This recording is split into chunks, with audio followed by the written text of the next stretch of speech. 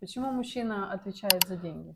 Мне тяжело ответить на этот вопрос, потому что, мне кажется, ты его задала с каким-то подвохом, если честно, в первой же нашей попытке записать совместное видео. Конкретно в нашем случае, в моем понимании, я не отвечаю за деньги.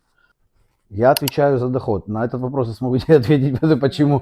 Да. А за деньги отвечаешь ты. В какой-то момент в нашей семье выработалась такая схема, что я отвечаю за доход, я зарабатываю деньги, и об этом у меня болит голова.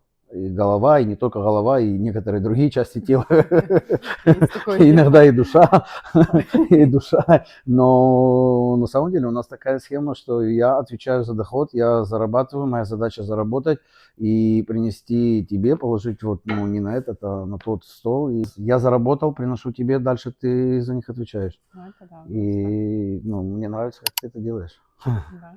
Но во многих просто семьях не так.